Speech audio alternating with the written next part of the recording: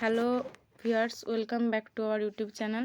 আজ আমরা সপ্তম শ্রেণীর চতুর্থ অধ্যায়, যে অধ্যায়টির নাম ভূমিরূপ, সেই সম্পর্কে বিস্তারিতভাবে জানব। কি আছে না ভূমিরূপ। ভূমিরূপ আসলে কি? আমরা পৃথিবীর উপরিভাগে থাকি বা ভূপৃষ্ঠে থাকি। এই ভূপৃষ্ঠে সব জায়গায় একরকম নয়, কোথাও উঁচু, কোথাও ঢেউ খেলানো, আবার কোথাও নিচু।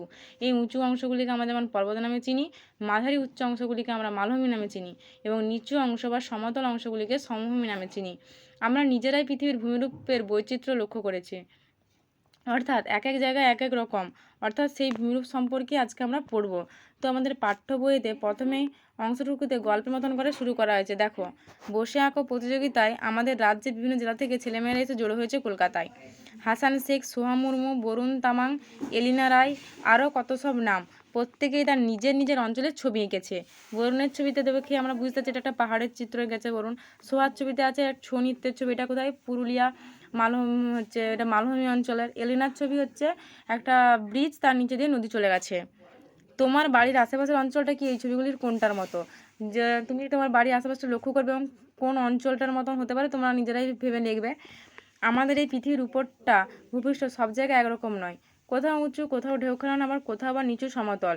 পৃথিবী পৃষ্ঠে ভূমির এই বৈচিত্র্যই হলো ভূমিরূপ। একটা মজার খেলা, প্রথমে আছে কি সিঙ্গারার চিত্র, তারপর আছে একটা কেক, তারপর আছে একটা টোস্ট বিস্কুট। সিঙ্গারার আকৃতিটা দেখে আমরা বুঝতে পারছি ত্রিকোণাকৃতি, উপরের দিকটা এটা একটা পর্বতের সাথে ম্যাচ খাচ্ছে। তারপর আছে একটা কেক, তার উপর দিকটা একটু কাটা, মানে হালকা উঁচু, মাঝারি রকম উচ্চতা বিশিষ্ট আর কি, তাই এটা হচ্ছে মালভূমি। আর হচ্ছে টোস্ট বিস্কুট হচ্ছে প্রায় সমতল, মানে এটা হচ্ছে সমভূমির উদাহরণ, সমভূমির মতন দেখতে আর কি, চিত্র উদাহরণ নয়। ছবিগুলি দেখে খিদে খিদে পাচ্ছে, কিন্তু মজার খেলাটা খেলতে হবে তো। একটা চৌকো কাগজকে উপরের দিকটা ভাঁজ করে 3 কোণা করো। লক্ষ্য করো উপরের দিকটা কেমন উঁচু আর ধীরে ধীরে সরু হয়ে গেছে। এবার এই 3 কোণা কাগজের উপরের সরু অংশটা একটু ভাঁজ করে নাও। এবার দেখো উপরের উঁচু সরু অংশটা আর নেই, বরং চ্যাপটা নিচু হয়ে গেছে। আরও একবার কাগজের উপরের দিকটা ভাঁজ করে দেখো, এবার উপরের দিকটা কেমন সমতল আর আরও নিচু হয়ে গেছে। উচ্চতা, গঠন এবং বৈশিষ্ট্যের ভিত্তিতে পৃথিবীতে প্রধানত 3 রকম ভূমিরূপ দেখা যায়। ভূপৃষ্ঠের সবথেকে উঁচু অংশ হলো পর্বত, মাঝারি উঁচু অংশ হলো মালভূমি, আর সবথেকে নিচু প্রায় সমতল অংশ হলো সমভূমি। তাহলে এখান থেকে প্রশ্ন আসতে পারে, উচ্চতা, গঠন এবং বৈশিষ্ট্যের ভিত্তিতে পৃথিবীতে প্রধানত কয় রকমের ভূমিরূপ দেখা যায় এবং কী কী? আর ভূমিরূপ কাকে বলে? এই পৃষ্ঠা থেকে এই প্রশ্নগুলো আসতে পারে। পরবর্তী পৃষ্ঠায় বলেছে ভূপৃষ্ঠের সব জায়গা একরকম নয় কেন? পৃথিবীর ওপর কোথাও পর্বত, কোথাও মালভূমি, আবার কোথাও সমভূমি। এই সমস্ত রকম ভূমিরূপ মূলত দুরকম শক্তি দ্বারা তৈরি হয়েছে। একটা হলো পৃথিবীর ভিতরকার শক্তি বা অভ্যন্তরীণ প্রক্রিয়া, আর অন্যটা বাইরের শক্তি বা বহির্জাত প্রক্রিয়া। মানে জানো কি, তুমি যে ভূমির ওপর দাঁড়িয়ে আছো সেটা স্থির নয়, ভূ অভ্যন্তরে সারাক্ষণই আলোড়ন হচ্ছে। ভূপৃষ্ঠে অনেকগুলো ছোট বড় পাত নিয়ে গঠিত। চায়ের প্লেট ভাঙলে যেরকম টুকরো হয়ে যায়, অনেকটা সেরকম। তাহলে ভূপৃষ্ঠ কী নিয়ে গঠিত? অনেকগুলো ছোট বড় পাত নিয়ে গঠিত। মহাদেশ এবং মহাসাগরগুলো এই পাতগুলোর উপর ভাসছে, আর পাতগুলো একটা থকথকে সান্দ্র স্তরের অ্যাস্ট্রোস্ফিয়ারের উপর ভাসছে। ভাসতে ভাসতে পাতগুলো কখনো পরস্পরের দিকে এগিয়ে এসে ধাক্কা খায়, আবার কখনো দূরে সরে যায়, তখন ভূ আলোড়নের সৃষ্টি হয়। এটা পৃথিবীর অভ্যন্তরীণ প্রক্রিয়ার জন্য হয়। এর ফলে পর্বত, মালভূমি, সমভূমি এরকম সব রকম ভূমিরূপই তৈরি হয়। আরও নদী, বায়ু, হিমবাহ, সমুদ্রতরঙ্গের মতো প্রাকৃতিক শক্তিগুলো ভূমিরূপের উপর সবসময় কাজ করে, কখনো ক্ষয় করে উচ্চতা কমিয়ে দেয়, আবার কোথাও সঞ্চয় করে ভূমিরূপের বৈচিত্র্য তৈরি করে। এটা গল্পের মতো বলা হয়েছে। বলছে আঁকা প্রতিযোগিতার দিন বরুণ তামাং বলেছিল, আমাদের দার্জিলিং খুব সুন্দর, চারিদিকে কত উঁচু উঁচু পর্বতের চূড়া, কয়েকটা এত উঁচু যে মেঘে ঢাকা থাকে, কাঞ্চনজঙ্ঘার চূড়ায় তো বরফ জমে থাকে, আর কি প্রচণ্ড ঠান্ডা, দিনের বেলাতেও সোয়েটার পরে থাকতে হয়। বলছে পৃথিবী জুড়ে পর্বতের উচ্চতা এবং আকৃতির অনেক বৈচিত্র্য আছে। এর কারণ পর্বত সৃষ্টির প্রক্রিয়া এবং সময়ের পার্থক্য। এ কারণেই হিমালয়, আল্পস ইত্যাদি নবীন পর্বতগুলো অনেক উঁচু এবং সূচালো চূড়াযুক্ত হয়। আর অন্যদিকে আরাবল্লীর মতো প্রাচীন পর্বতগুলো বহু বছর ধরে ক্ষয়ের ফলে উচ্চতা কমে যাওয়ায় চূড়াগুলো তেমন সূচালো নয়। উৎপত্তি অনুযায়ী পর্বত প্রধানত 3 ধরনের হয়।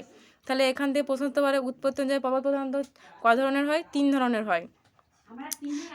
আর এখান থেকে আসতে পারে হচ্ছে নবীন পর্বত কোনগুলো? হিমালয় আর আল্পস। আর প্রাচীন পর্বত কোনগুলো? আরাবল্লী। তারপর হচ্ছে এশিয়া মহাদেশে হিমালয়, ইউরোপের আল্পস, উত্তর আমেরিকার রকি, দক্ষিণ আমেরিকার আন্দিজ পর্বত সবই হচ্ছে কি ভঙ্গিল পর্বতের উদাহরণ। এখানে বলছে পর্বত কাকে বলে? সাধারণত 900 মিটারের বেশি উঁচু অনেক দূর বিস্তৃত শিলা দ্বারা গঠিত ভূমিরূপই হলো পর্বত। পৃথিবী হচ্ছে স্থলভাগের প্রায় 4 ভাগের 1 ভাগ হচ্ছে পর্বতময়। পর্বতের বেশিরভাগ অংশই খাড়া ঢালযুক্ত আর খুব উঁচু নিচু হয়। পর্বত শৃঙ্গ বা চূড়া, পর্বতের উপরের দিকে সরু সুচালো অংশটা হলো পর্বত শৃঙ্গ বা চূড়া। হিমালয় পর্বতের মাউন্ট এভারেস্ট পৃথিবীর সবথেকে উঁচু পর্বত শৃঙ্গ, প্রায় 8,848.86 মিটার উঁচু। দুটো পর্বতচূড়ার মাঝখানের নিচু খাতের মতো অংশটা হচ্ছে কি পর্বত উপত্যকা। এরকম অনেকগুলো পর্বত শৃঙ্গ আর উপত্যকা বিরাট অঞ্চল জুড়ে অবস্থান করলে পর্বত শ্রেণী তৈরি হয়। এরকম অনেকগুলো পর্বতশ্রেণী বিভিন্ন দিক থেকে এক জায়গায় এসে মিশলে কী তৈরি হচ্ছে, পর্বত গ্রন্থি তৈরি হয়। তাহলে এখান থেকে প্রশ্ন আসতে পারে পর্বত কাকে বলে, পর্বত শৃঙ্গ কাকে বলে বা চূড়া, পর্বত উপত্যকা কাকে বলে, পর্বত শ্রেণী কাকে বলে, পর্বত গ্রন্থি কাকে বলে, আবার বা পৃথিবীর সবথেকে উঁচু পর্বত শৃঙ্গ কী। তাহলে পর্বত কাকে বলে এবং পর্বত কয় প্রকার যদি বলা হয়, পর্বত কাকে বলে না, সাধারণত 900 মিটারের বেশি উঁচু অনেকদূর বিস্তৃত শিলা দ্বারা গঠিত ভূমিরূপে হলো পর্বত। পর্বত কয় রকমের, 3 ধরনের হয়। কি কি? আগ্নেয় পর্বত, স্তূপ পর্বত, ভঙ্গিল পর্বত। আগে আমাদের এখানে আছে পাঠ্যবই ভঙ্গিল পর্বত আছে। তাহলে ভঙ্গিল পর্বত সম্বন্ধে আগে জানবো। না কীভাবে সৃষ্টি হলো ভঙ্গিল পর্বত, নিজেই বানিয়ে ফেলো ভঙ্গিল পর্বত। প্রথমে একটা মাদুর বিছিয়ে দাও, এবার মাদুরের দুধার হাত দিয়ে ধীরে ধীরে মাঝখানের দিকে ঠেলতে শুরু করো। লক্ষ্য করো মাদুরটা ক্রমশ ভাঁজ হয়ে উপরের দিকে উঁচু হয়ে উঠছে। কার্পেট নিয়েও পরীক্ষা করে দেখতে পারো তোমরা। এই পরীক্ষাটা তোমরা বাড়িতে করে দেখতে পারো। অর্থাৎ এক্ষেত্রে তোমার হাত দুটো ভাসমান পাত, ঠিক এইভাবেই পাত দুটো প্রবল চাপে মাঝখানের ভূভাগ ভাঁজ খেয়ে উঁচু হয়ে উঠে ভঙ্গিল পর্বতের সৃষ্টি হয়। আরেক ধরনের পর্বত হলো কি স্তূপ পর্বত। স্তূপ পর্বত কাকে বলে বলছে না, ভূ আলোড়নের ফলে ভূপৃষ্ঠে অনেক সময় ফাটল সৃষ্টি হয়। এই ফাটলগুলোর মাঝের ভূখণ্ড উঁচু হয়ে অথবা দুপাশের ভূখণ্ড নিচে বসে গিয়ে মাঝখানের ভূখণ্ড স্তূপের মতো পর্বত সৃষ্টি করতে পারে। যেমন কি কি উদাহরণ হিসেবে বলা যায়, ভারতের সাতপুরা পর্বত, জার্মানির ব্ল্যাক ফরেস্ট এবং ফ্রান্সের ভোজ এরকম স্তূপ পর্বত। তারপরে বলা হয়েছে আগ্নেয় পর্বত। না, অগ্নুৎপাতের সময় প্রচুর লাভা, ছাই, ছোট ছোট পাথর বেরিয়ে এসে জমা হয়ে শঙ্কুর মতো এক রকমের পর্বত সৃষ্টি হয়, যাকে বলে আগ্নেয় পর্বত। উদাহরণ হিসেবে বলছে ইতালির ভিসুভিয়াস, এডনা, আফ্রিকার কিলিমাঞ্জারো, জাপানের ফুজিয়ামা, ইন্দোনেশিয়ার ক্রাকাতোয়া এরকম আগ্নেয় পর্বত। তাহলে এখান থেকে প্রশ্ন আসতে পারে যে পর্বত কয় প্রকার ও কী কী, এবং সেগুলি বিস্তারিত আলোচনা করা। পর্বত এখান থেকে স্যার ভঙ্গিল পর্বত কাকে বলে, আগ্নেয় পর্বত কাকে বলে, স্তূপ পর্বত কাকে বলে এবং তাদের উদাহরণ দাও, এইসব আসতে পারে। আজকের ভিডিওটি এই পর্যন্তই।